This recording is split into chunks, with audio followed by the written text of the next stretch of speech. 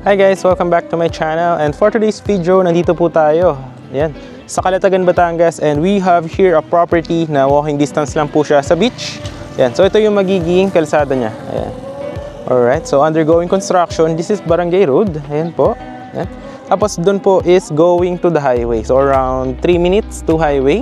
Ayan. So ito yung property. Ayan. Meron po tayo dito available na 2 lots. So ongoing construction siya. So habang naglalakad tayo, pupuntahan natin yung mga available lots is ipapakita ko po sa inyo yung drone shot. Itong property that you will see here on 3, 2, 1. Ito po yung drone shot nito.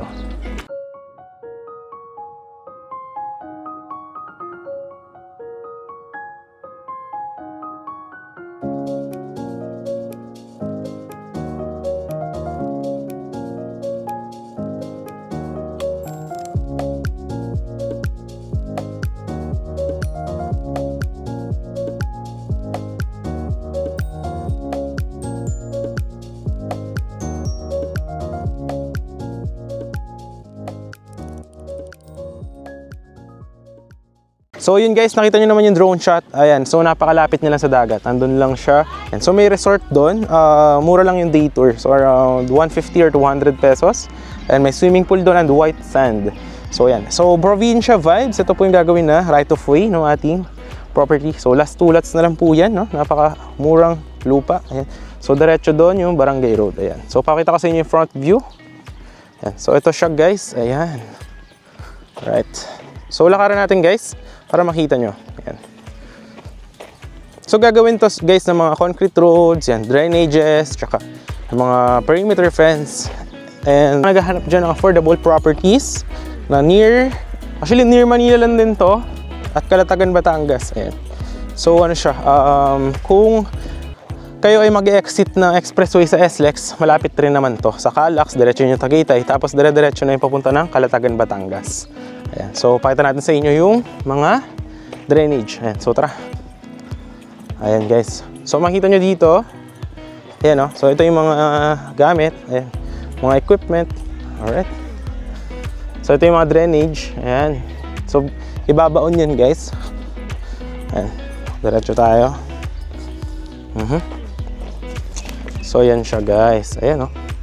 Tapos dun yung palabas. Then dito yung guardhouse. Ayan, dyan yung guardhouse na gagawin. Ayan. Alright. So, ito yung concrete road. Ayan.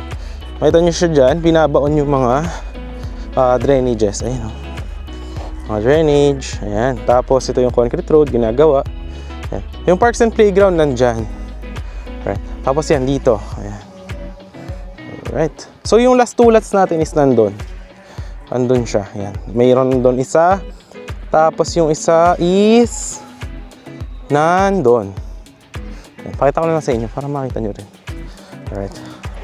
So, yan. Ito yung entrance. Maliit lang siya guys na project. Nakita nyo naman sa drone shot. So, habang nilalakaran natin yung isang available lot, yan. So, papakita ko sa inyo yung magiging itsura ng sample nitong property natin after the development. So, makikita nyo yan dito. In 3, 2, 1. Ito po yung mga sample natin ng mga finished project developed.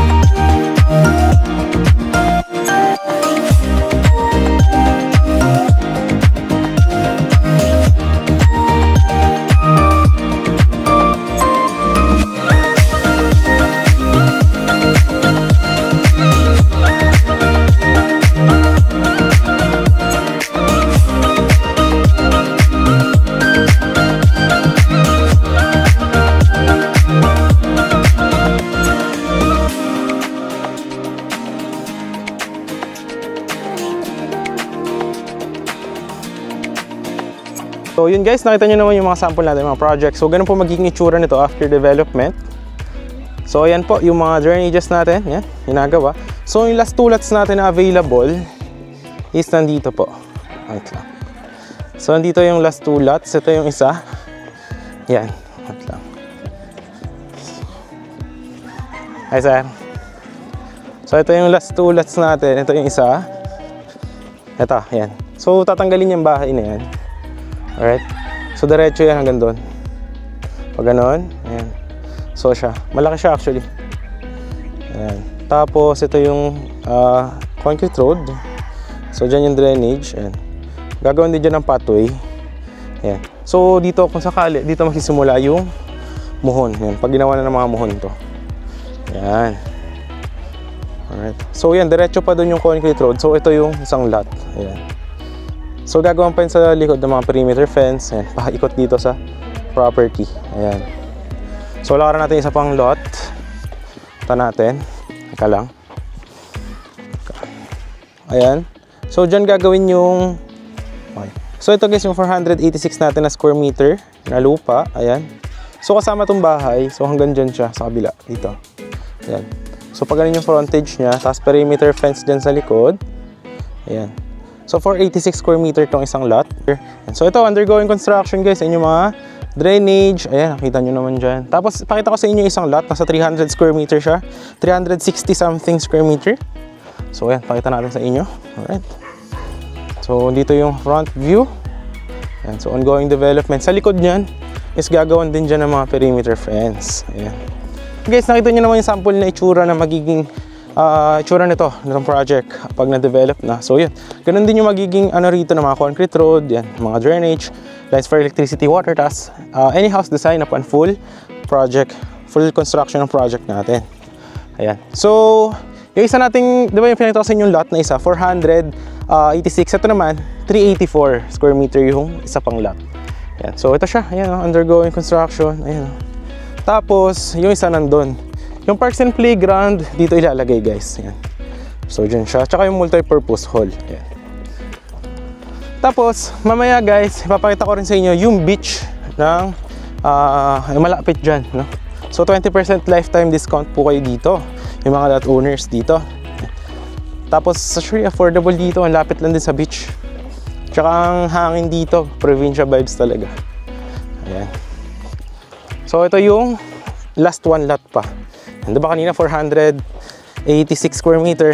Ito naman 384 square meter. Ayan siya. So, ito siya. Ayan. So, dito guys, gagawin dyan concrete road. Yan, pahaba dyan. Yun lang yung guardhouse yung kanina. Ito natin. Nakakita nyo. Doon yung entrance. Kanina doon tayo pumasok. So, andyan lang siya. Ayan. Tapos, nandito. Ayan. Alright. So, ito siya guys, 384 square meter. Yan. So, mataas pa kasi lalagyan pa yun ng mga drainage pero i-level din yan upon development. Tapos, sa likod niyan, gagawa ng perimeter fence. Ayan. So, talagang safety yung ating property. Tapos, one entrance, one exit. So, doon yung sa guardhouse. Ayan. So, yun lang naman yung ating sharing for today. So, puntahan natin yung beach para makita nyo din anong gano'ng kaganda yung white sand dito. So, mura lang naman. Nasa 150 or 200 pesos lang yung tawag na to, day tour, tapos may mga swimming pool yun, tapos lifetime discount kayo ng 20%. So tara, let's go! So kung meron kayong mga gusto dito, yan, message nyo lang ako if you do want to get a property na napakalapit sa beach. So 2 lots na lang po siya. Yan. So message me lang, nandiyan naman yung Viber and WhatsApp ko sa video. So yun lang po. So papakita ko na sa inyo yung ating beach. So tara, let's go! Ito yung campsite. Yan. Ito yung resort. Yan. Ito yung pwede kayo mag-fishing. Ito, dito. Ayan. Ayan. So maganda siyang investment. Sa future, pwede mo pa Airbnb yung property mo kasi maraming tao dito. Lalo pag weekends. Ayan. Ito yung dagat. Ayan. Diba maganda?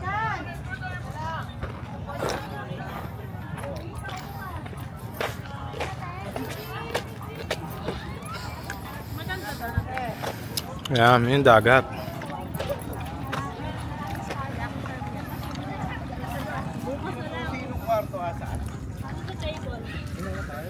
Yan.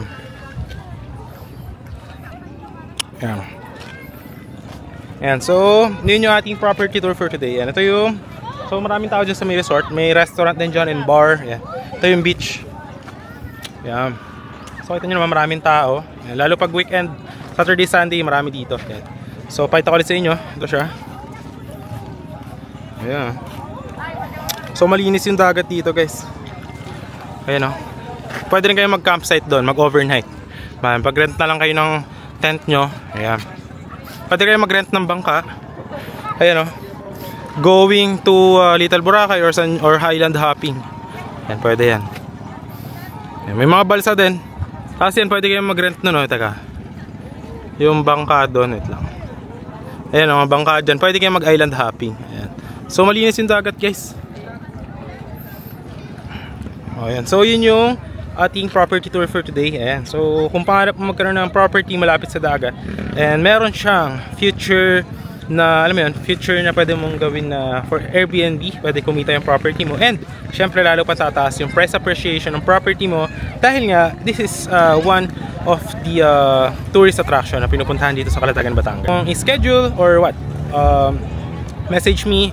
So kung meron kang mga need na questions is message mo lang ako or email or Viber, WhatsApp or on my personal Facebook account. So yun lang, guys, maraming salamat sa panonood. So ikutan muna natin yung resort para makita nyo din yung ating ano dito, resort. Mahilig mag-fishing, pwede kayong mga isda dyan. Tapos pakahipon, bangus, tilapia. Yan. May samgyup din dyan, pwede kayong mag-samgyup doon. Yan.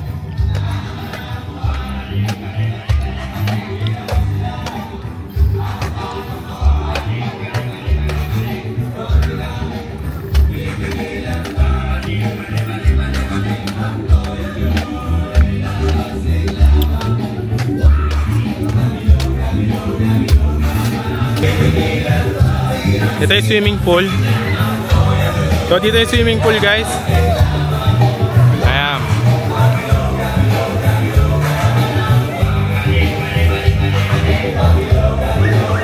Doon naman yung pwede kayo mag-overnight. Ayan. Ito yung samgyup.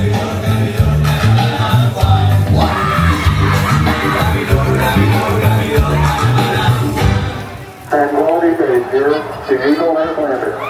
Rocket 20, Tranquility, we copy you on the ground. You got a bunch of guys about to turn blue. We're breathing again. Tranquility. So dito yung bar and restaurant. Ayan, pwede kayo dito pumasok. E for patatas! Pistachio Daddy! Go! Ito yung mga ano nila, guys, menu.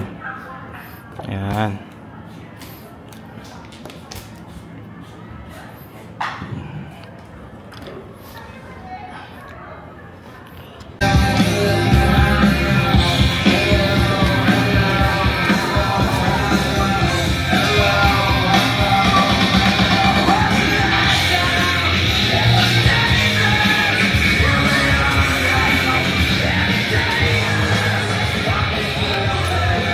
Sir. Thank you, sir.